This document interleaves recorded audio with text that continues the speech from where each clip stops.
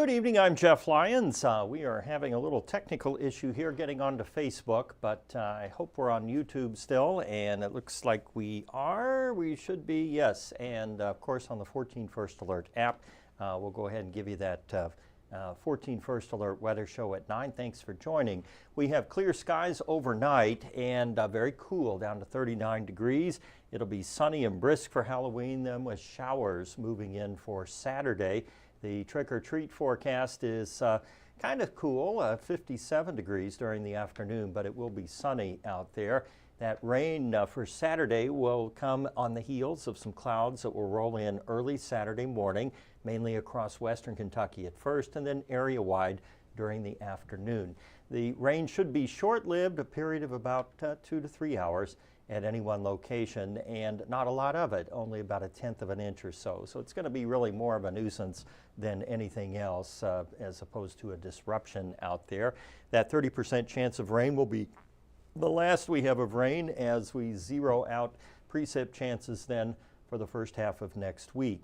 Our temperatures will bounce back. With the sunshine out there, we should see highs in the middle 60s there by the middle of next week. Right now we have 40s as that cool Canadian air drops down from the north, and that means here at home we've already gotten into the mid to upper 40s, 47 Henderson, 49 Greenville, and 46 degrees in Mount Carmel. We hit 60 today, and that's a big accomplishment considering yesterday we were waterlogged with all that rain. And for the totals now on rain this week, we picked up 86 hundredths on Wednesday and about 11 hundredths the day before that. So that's almost 2 inches of rain in 3 days, which was what we were expecting overall. For the month now, that gives us 5.45 inches of rain, which puts us just out of the running here. These are the 7 wettest Octobers since 1995. We would be number 8 in that list since 1995. There have been many wetter Octobers if you went all the way back to the period of record, which is 1897.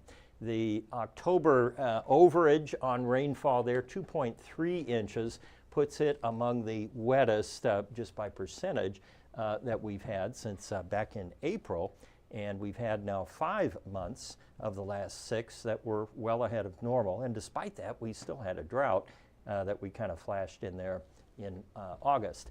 On this date, I mentioned this last night, but I'll say it again, we were digging out of snow here the night before Halloween. We had 3.7 inches on this date in 1993, which set a record, of course, maybe an all-time record for earliest, mostest snow, and the grand total on that snowfall was 4.5 inches spread over 3 days. Really a wild, wild start to the fall there in 1993, or end of October. For tomorrow, temperatures will climb into the upper 50s. Low pressure will continue to move up the eastern seaboard there. There was flooding today in New York City and other places, a lot of problems up there from the rain and so forth. We also have an update now on Melissa, the hurricane now at a Category 2, but well to the west of Bermuda and will not strike Bermuda. It will have some impacts there, rain and wind and high surf and so forth, but not a direct hit on that island. On the hour-by-hour forecast, our high pressure that clears us out tomorrow is the same one that's going to turn on us and bring some rain up here on Saturday, because on the backside we will have just enough moisture being drawn up on that clockwise circulation or a south wind on the backside to get some rain in here. But then that's it. We are clear and dry through Tuesday, Wednesday, and probably Thursday as well. And then we have more rain potentially late next week on Friday and Saturday. The GFS model, other than the rain that we're expecting Saturday, is dry through Friday next week.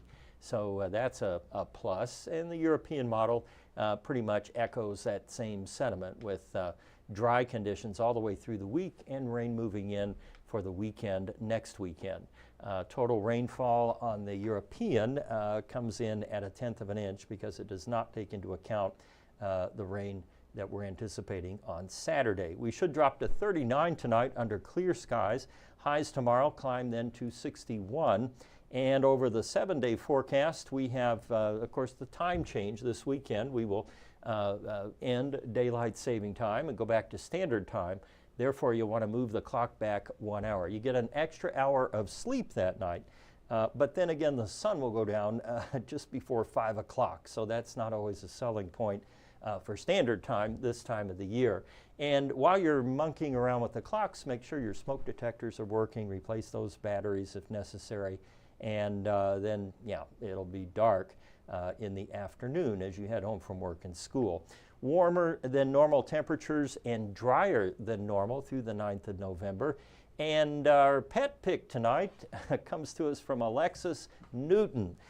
She had a picture here of her doggie and said, "Amongst the falling leaves." So great picture there that kind of captures the season. On 14 News at 10, we will look ahead to that rain forecast for Saturday. I should have some new information by then. And also we will look at next week too. So I appreciate you coming out here. Sorry for that technical delay there earlier. We'll have to reboot a computer probably to get everybody back on board.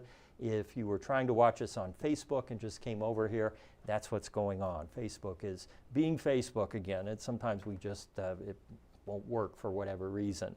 I appreciate your patience though, and we will see you. Stay safe.